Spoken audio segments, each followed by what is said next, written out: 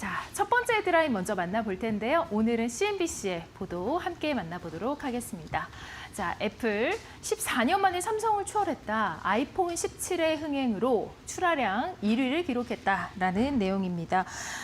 다만 이 애플이 어떻게 보면은 아이폰에선 이렇게 흐름이 좋습니다만 AI 쪽으로는 흐름이 안 좋지 않습니까? 예, 좀 AI 부분에서는 자존심이 많이 상했을 것 같은데요. 예. 예. 그 사실 이제 미국뿐만 아니라 전 세계에서 이제 사용하는 OS는 세 가지밖에 없습니다. 우리가 이제 PC에서 많이 쓰는 이제 윈도우 OS가 있고, 그 다음에 애플에 이제 iOS가 있고, 그 또 하나가 이제 구글에 이제 안드로이드가 있습니다. 그래서 이 세 가지 OS밖에 없을 정도로 사실은 전 세계를 갖다가 해당 회사들이 이제 장악하고 있다. 그 애플이 이제 iOS로 이제 그 세계 시장 점유율을 높였는데, 그런 소프트웨어의 대명사, 세계 시장의 콘텐츠와 그 혁신을 대표하는 애플이 사실은 생성형 AI에 대해서는 뒤처졌습니다. 그래서 애플이 자존심이 많이 구겼죠. 그러면 이제 화면을 보신 분들이 예전에 그 애플에도 이제 아이폰에 실이 있지 않느냐. 아마 지금 화면을 보신 분들도 제 발음에 많이 들린다면 아이폰이 반응할 수도 있겠죠. 그렇게 애플의 아이폰이 실이가 있고 준비를 잘했는데 왜 생성형 AI에서는 왜 힘을 못 썼지라고 생각하시면 계실 텐데, 그 시리도 이제 AI이긴 한데 생성형 AI라는 거는 사실 다른 맥락에서 한 단계 더 이제 앞지르는 이제 그 생성형 소프트웨어입니다. 그걸 만약에 비교를 한다면 우리가 보통 얘기하는 이제 챗GPT 오픈AI는 대학생을 한다면 그 시리는 한 초등학생 정도 수준의 이제 능력을 갖고 있습니다. 그래서 사실은 애플이 그 실리콘밸리에서 옆에서 이제 두 군데에서 막 치고 나가고 있는데, 그러니까 두 군데로 가면 이제 오픈AI가 있고, 그다음에 구글이 있습니다. 제가 이제 어젠가도 말씀드릴 것 같은데, 그 챗GPT의 T가 트랜스포머인데, 트랜스포머가 사실은 처음에 이제 아이디어와 연구 성과를 발표한 곳이 구글입니다. 그런 식으로 치고 나가고 있는데, 사실 정작 애플은 사실은 잘 몰랐다. 그 때문에 애플의 그 AI, 생성형 AI 입장에서는 자존심이 구기고, 이 때문에 많은 이렇게 그 손상을 입기도 했습니다. 네.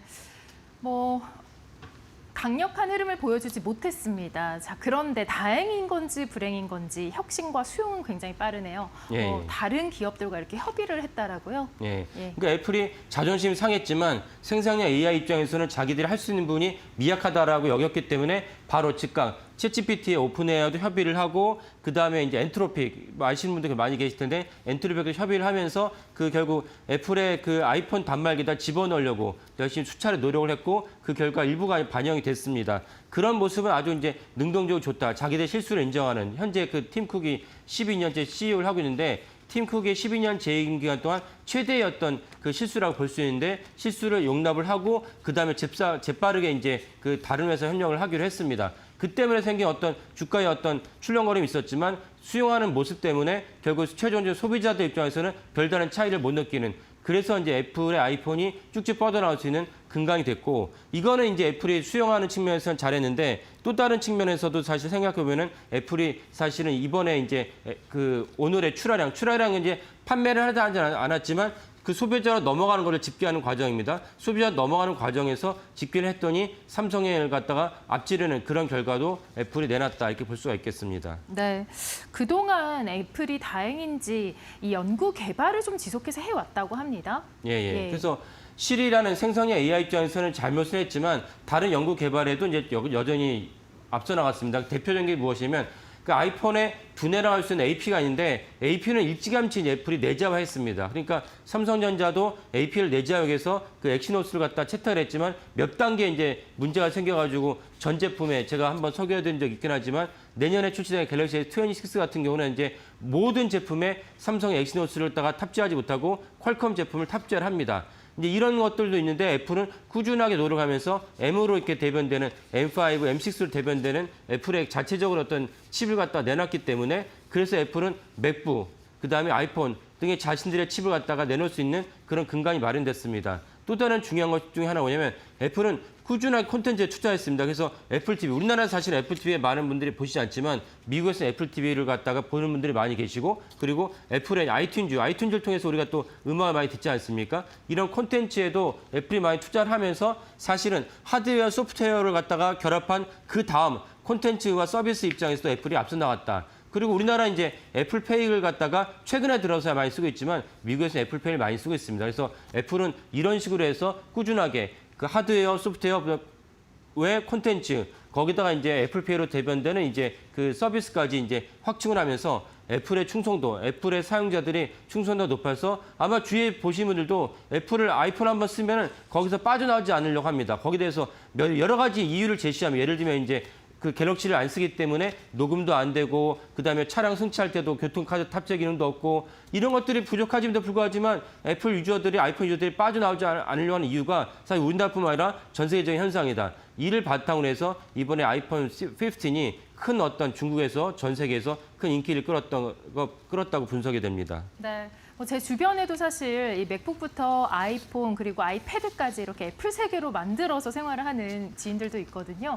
그만큼 이제 유저들의 충성도가 굉장히 높은 기업이기도 한데 이번 이 기사에서는 아이폰 17에 대해서 좀 주목을 했네요. 예. 글로벌적으로는 굉장히 비약적인 판매를 보였다라고 했는데요. 예, 맞습니다. 예. 그러니까 전체적으로 이제 가장 중요한 것은 이제 중국인데, 그러니까 애플에게 중요한 시장은 이제 미국 시장도 있고 중국 시장도 있는데, 중국 시장은 우리가 다 알다시피 중국의 현지 업체들, 화웨이, 오포, 비보, 샤오미 등으로 대변되는 기업들이 엄청나게 이제 R&D를 하면서 품질이 좋아졌습니다. 옛날에 중국이 아니라는 건 다 이미 인지하고 계실 텐데요.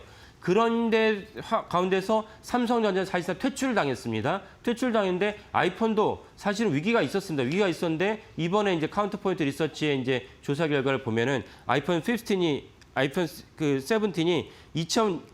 처음에 출하고 4주 만에 그 전년 동기 대비 18% 이상의 성장률을 보였다는 것입니다. 그래서 전체적으로 애플이 영업이익 면에서는 당연히 삼성전자를 앞질렀는데 출하량, 그 규모 면에서도 애플이 2억 4,300만 대를 올해 출하할 것으로 전망을 하고 삼성은 2억 3,500만 대를 출하할 것으로 전망을 합니다. 그래서 규모 면에서도 14년 만에 아이폰이 삼성한테 앞질을 했다라는 것이 이제 그 CNBC 보도이고 그러면 아까 말씀드린 삼성전자 입장에서는 중국 현지 업체들이 너무나 부상을 하고 중국에 있는 그 인민들이 자국 업체를 갖다가 선호하는 바람에 갤럭시가 잘 안 팔려.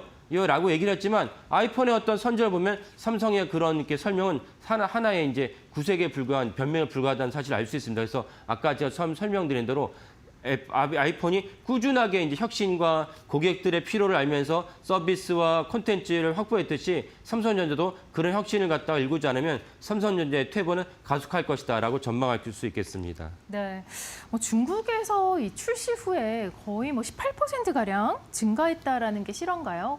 예, 그렇습니다. 그래서 그 때문에 이제 그 아이폰이 이번에 삼성전자를 앞질러서 구매 판매량에서 1등이 됐는데요. 이 점에서 사실은 삼성전자가 뼈아픈 어떤 그 해석을 받아들이지 않으면 삼성전자의 이제 퇴보는 더 가속화된다.